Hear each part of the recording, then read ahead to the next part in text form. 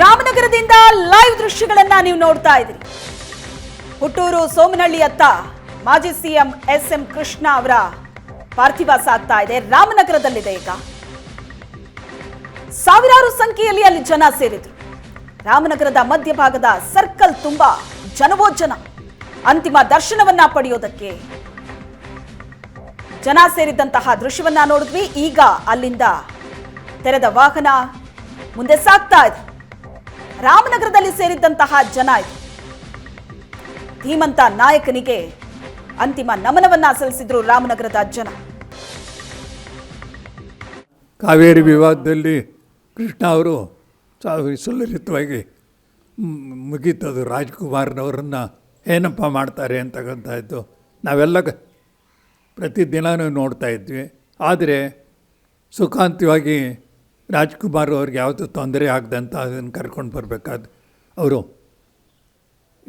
ಯಾವ ರೀತಿ ಯಾರನ್ನು ಹಿಡ್ಕೊಂಡು ಕೆಲಸ ಮಾಡಬೇಕು ಅಂತಕ್ಕಂಥ ಅವ್ರನ್ನೆಲ್ಲ ಇಟ್ಕೊಂಡು ಕೆಲಸ ಮಾಡಿದರೆ ಹೊರತು ಅದನ್ನು ಸುಲಲಿತವಾಗಿ ಸುಖಾಂತಗೊಂಡಿದ್ದು ಕೃಷ್ಣ ಅವರು ಒಂದು ಅವರ ಚಾಣಾಕ್ಷತೆಗೆ ಒಂದು ಉದಾಹರಣೆ ಅಂತ ಹೇಳ್ಬೋದು ನಾವು.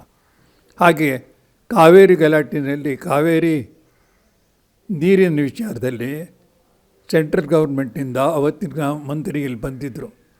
ಕೃಷ್ಣ ಅವ್ರ ಜೊತೆನಲ್ಲಿ ಮಾತಾಡಿ ಎಲ್ಲ ಆಯಿತು. ಅದು ಸಾಧನೆ ಮಾಡಿ ಎಷ್ಟು ಒಂದು ರೀತಿ ಮಧ್ಯಂತರ ಒಂದು ತೀರ್ಮಾನಕ್ಕೆ ಹೋದರು ಅವರು. ಆದರೆ ಅದಾದ ನಂತರ ಕಾವೇರಿ ಗಲಾಟೆ ಆಯ್ತಲ್ಲ ಇಲ್ಲಿ, ಅದನ್ನು ನಾನು ಹೇಳಿದ್ದು ಅದನ್ನು ಕೂಡ ಅವ್ರು ಎದುರಿಸ್ಬೇಕಾದಂಥ ಪರಿಸ್ಥಿತಿ ಇತ್ತು. ಅಂದರೆ ಸುಖಾಂತರ ಆಯಿತು. ಅದರಲ್ಲಿ ಸ್ವಲ್ಪ ಇದಾಯಿತು, ಡ್ಯಾಮೇಜ್ಗಳಾಗಿ ಕೆಲವರು ತೊಂದರೆಗೊಳಗಾದರೂ ಕೂಡ ಅದನ್ನು ಕೃಷ್ಣ ಅವ್ರ ಸರ್ಕಾರ ಎದುರಿಸಿದಂಥ ರೀತಿ ಒಂದು ರೀತಿ ಎಲ್ರಿಗೂ ಸುಖಾಂತವಾಯಿತು. ಮತ್ತು ಆಗಿನ ಕಾಲದಲ್ಲಿ ಪೊಲೀಸ್ನವ್ರದ್ದು ಗಲಾಟೆ ಆಗಿದ್ದಕ್ಕೆಲ್ಲ ಒಂದು ಕಮಿಟಿ ಕೂಡ ಮಾಡಿದ್ರಲ್ಲ ಇವತ್ತು ಮಂತ್ರಿ ಆದರು. ಹೀಗೆಲ್ಲ ಆಗುತ್ತೆ ರಾಜಕಾರಣದಲ್ಲಿ ಬೆಳವಣಿಗೆ. ಆದರೆ ನಾನು ಕಂಡಂತೆ ಕೃಷ್ಣ ಅವರು ಮಾಡ್ತಂದ ಅವರ ರಾಜಕಾರಣಿಯ ಒಂದು ರೀತಿ ಅದೇ ಒಂದು ರೀತಿಯ ಅಂತ ಬ್ರ್ಯಾಂಡ್. ಅಂದರೆ ಕೆಳಮಟ್ಟದ ರಾಜಕಾರಣಕ್ಕೆ ಅವರು ಯಾವತ್ತೂ ಕೈ ಹಾಕಲಿಲ್ಲ. ಮೊಯ್ಲಿಯವರು ಮುಖ್ಯಮಂತ್ರಿ ಆಗಿದ್ದಾಗ ಕೃಷ್ಣ ಅವರು ಉಪಮುಖ್ಯಮಂತ್ರಿಗಳಾಗಿದ್ದರು, ಡಿಪ್ಟಿ ಅಂತ ಕರೀತಾಯಿದ್ರು. ಮೊಯ್ಲಿಯವರನ್ನು ಬದಲಾವಣೆ ಮಾಡಬೇಕು ಅಂತ ಹೇಳಿ ಎಲ್ಲ ನಡೀತಾ ಇದ್ದಾಗಲೂ ಕೂಡ ಕೃಷ್ಣ ಅವರು ಒಂದು ರೀತಿಯಾದಂಥ ಆ ಉನ್ನತ ಮಟ್ಟವನ್ನು ಹೇಗಾರು ಮಾಡಿ ತೆಗೆದಾಕಬೇಕು ಇವ್ರನ್ನ ಅಂತಕ್ಕಂಥ ಯೋಚನೆ ಮಾಡಲಿಲ್ಲ ಅವರು.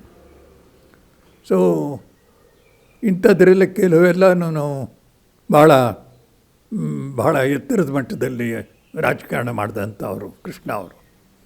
ಅದು ನಾವು ಪತ್ರಕರ್ತರಾಗಿ ನಾವು ಹತ್ತಿರದಿಂದ ನೋಡಿದಂಥದ್ದು ಕೃಷ್ಣನ ವ್ಯಕ್ತಿತ್ವ ಏನು ಅಂತ. ಮತ್ತು ಒಂದು ಹೇಳೋದು ಎಲ್ಲರೂ ಹೇಳ್ತಾರೆ, ಆಗ ನಿಜವಾಗಿ ಆಜಾತ ಶತ್ರು ಅಂದರೆ ಯಾರನ್ನು ವಿರೋಧ ಮಾಡ್ಕೊಳ್ಳೋಕೆ ಹೋಗ್ತಾ ಇರಲಿಲ್ಲ ಕೃಷ್ಣ. ಭಾಳ ಎತ್ತರ ಮಟ್ಟದಲ್ಲಿ ಭಾಳ ಒಂದು ರೀತಿಯಾದಂಥ ಅವ್ರಿಗೆ ಕೊಡ್ತಕ್ಕಂಥ ಗೌರವವನ್ನು ಕೊಟ್ಟು ಅವ್ರ ಜೊತೆಯಲ್ಲಿ ಮಾತಾಡ್ತಿದ್ರು. ಎಂಥ ವಿರೋಧಿಗಳಾದರೂ ಕೂಡ ಎಂದೂ ಕೂಡ ಅವರು ಆ ವಿರೋಧವನ್ನು ವ್ಯಕ್ತ ಮಾಡ್ತಾ ಇರಲಿಲ್ಲ. ಅವರು ಆತ ದೊಡ್ಡ ಮನುಷ್ಯ ಅವರು ಮುಖ್ಯಮಂತ್ರಿ ಆದರು. ಅವರ ನಿಲುವು ಅಂದರೆ ಏನಾದರೂ ಬೆಂಗಳೂರನ್ನ ಒಂದು ರೀತಿಯಾಗಿ ಅಂತಾರಾಷ್ಟ್ರೀಯ ಮಟ್ಟಕ್ಕೆ ಗುರುತಿಸ್ಕೊಳ್ತಕ್ಕಂಥ ಬೆಂಗಳೂರು ಸಿಟಿ ಆಗಬೇಕು ಅಂತ ಡೆವಲಪ್ಮೆಂಟ್ ಮಾಡಿದ್ದೊಂದು ಗುರುತಿಸ್ಬೋದು ನಾವು. ಮತ್ತು ಬೆಂಗಳೂರು ವಿಮಾನ ನಿಲ್ದಾಣಕ್ಕೆ ಕೂಡ ಬರಬೇಕು, ಬೆಂಗಳೂರು ಅಭಿವೃದ್ಧಿ ಆಗಬೇಕು ಅಂತಕ್ಕಂಥ ಕನಸು ಕಂಡಿದ್ದರಲ್ಲಿ ಕೃಷ್ಣ ಅವರು ಒಬ್ಬರು. ಮತ್ತು ಅದನ್ನು ಯಾವ ರೀತಿ ಬೆಳೆಸಬೇಕು, ಯಾವ ರೀತಿ ಜಾರಿಗೆ ತರಬೇಕು ಅಂತಕ್ಕಂಥ ದುಡಿದವರಲ್ಲೂ ಕೃಷ್ಣ ಅವರೊಬ್ಬರು.